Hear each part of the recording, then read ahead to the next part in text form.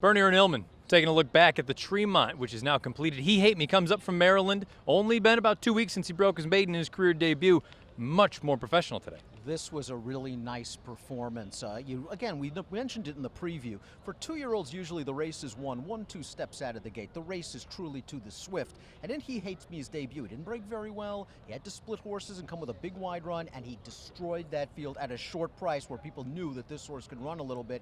You knew he was going to get paced today. The question was, how would he behave? How would he break? Would he still be a little bit green? He answered all of those questions that he improved dramatically from start 1 to start 2. He's a nice 2-year-old for good connections. Absolutely. Horatio DePaz is another algorithms baby that can run early on, so that's something to keep an eye on going forward.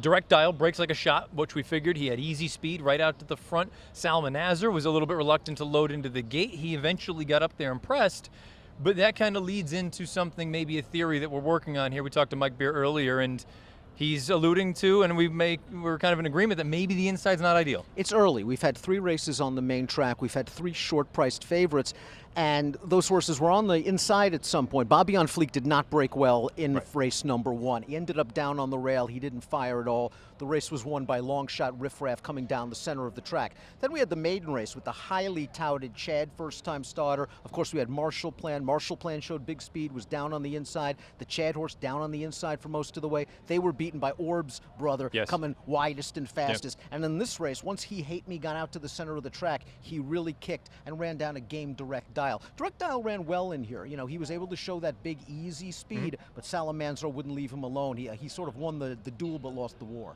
So now it's going to be interesting to see where these 2-year-olds go. You would imagine most of them are going to try to target the race up at Saratoga opening weekend. No reason why the Sanford is on the dial card for a horse like He Hate Me. And listen, they spent a lot of money for this horse. You mentioned it before, $90,000 for a son of algorithms. I believe this is the recruiting ready connections. They get him ready to win early and often. This is a very interesting horse, though. You know, I wonder if he's a horse that you might see in the hopeful if all things continue to go well. But you know the good 2-year-olds, they're still in the barn from Fletcher, Chad, etc. They're waiting to show up at Saratoga, obviously. But you bring up a good point.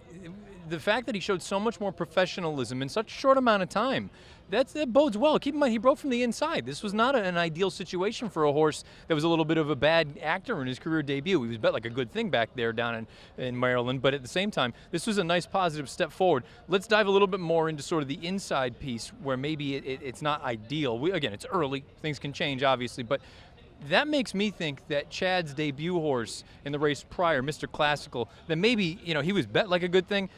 He ran okay, but I think he got a lot out of it. When we were watching the race, we mentioned we thought Mr. Classical was getting a true education. He didn't show speed that we would have thought a first-time starter get with those glitzy workouts was going to show. And then he was down inside. He was getting the dirt kicked back in his face, and he still showed a willingness to run on at the end while down on the inside, which might be the deeper part of the racetrack. So he's a horse that you certainly could keep an eye on. Marshall Plan has probably run too well to lose in both starts. There's a maiden race for him in his future, obviously. He also happened to do most of his running toward the end down on the inside. For what it's worth, the 2 turf races we've seen thus far, it's still like lightning. The turf is playing just unbelievably fast. I believe we had 7 furlongs in 19 and 3.